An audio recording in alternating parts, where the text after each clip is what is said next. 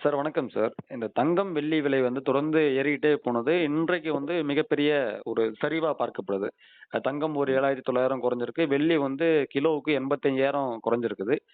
இது தங்கம், வெள்ளி வாங்குறதுக்கான சரியான நேரம்னு புரிஞ்சுக்கலாமாங்க சார்? இது மாதிரி விலை குறையும் போது வாங்குறது நல்லது. ஏனால் ஒரு தடவை ஒரு உச்சம் போன விலை மீண்டும் அந்த உச்சத்துக்கு வரக்கூடிய வாய்ப்புகள் உள்ளது. ம். இன்னும் இன்னும் இப்படி சொல்ல போனா பிப்ரவரி முதல் வாரத்திலிருந்து சைனாவில் பார்த்தீங்கன்னு சொன்னா 2 வாரங்களுக்கு அவங்க வந்து நியூ இயர் செலிப்ரேஷன் இருக்கு. ஸோ 2 வாரங்கள் வந்து அவங்களுடைய சேல்ஸ் எல்லாமே க்ளோஸ் பண்ணி வச்சிருப்பாங்க. முழுவதுமாக சைனா முழுவதும் ஒரு விழாக்காலமான ஒரு நேரம். அது மாதிரி நேரத்தில் ட்ரேடிங் நடக்காது.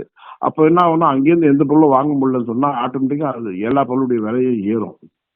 உலகத்தில் இருக்கிற மற்ற நாடுகள். ஏன்னா சைனாவிலிருந்து வெள்ளி கொள்முதல் செய்ய முடியாது, தங்கத்தை கொள்முதல் செய்ய முடியாது, எதுவுமே முடியாது.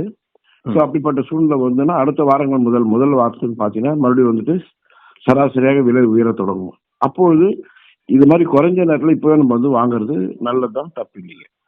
ரெண்டாவது வந்துட்டு தங்கமோ அல்லது வெள்ளியோ நம்ம ஏதாவது முதலீடா செய்யறோம் அப்படின்னா அது ஒரு நீண்ட கால முதலீடா பார்க்கணுமே தவிர குறுகிய கால முதலீடா பார்க்க கூடாது.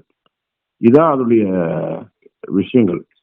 நம்ம குறைஞ்சபட்சம் ஒரு வருஷத்துக்கு நம்ம வந்துட்டு முதலீடு செய்துட்டு எவ்வளவு நமக்கு லாபம் கிடைச்சிருக்குன்னு பாத்தீங்கன்னா வங்கிகளை வைக்கிற வைப்பு நிதியை விட கூடுதலான ஒரு வருவாய் வந்து அதுல வரக்கூடிய வாய்ப்புகள் உள்ளது. ஓகேங்க சார். தங்களோட விரிவான தகவலுக்கு நன்றிங்க சார்.